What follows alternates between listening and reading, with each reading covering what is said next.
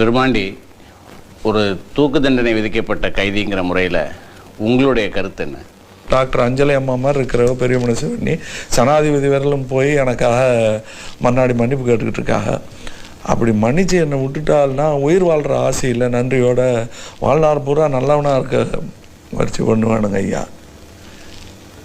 ஆனால் சந்தோஷமாக இருப்பேனான்னு கேட்டால் இல்லைங்க ஐயா. அன்னலட்சுமி இல்லாத இந்த ஆயுசை கடத்த வேண்டி வரேன் நம்மத்தேன். சரி வேணாம், அவத்த பையன் லாய்க்கு தூக்கில் போடுங்கடா அப்படின்ட்டால்டா அதுவும் சரிதானுங்க ஐயா. அன்னலட்சுமி போன இடத்துக்கு அன்னலட்சுமி போன மாதிரியே நாமளும் போகிறாங்கன்னு சந்தோஷத்தில் போய் சேர்ந்துடுறானுங்க ஐயா.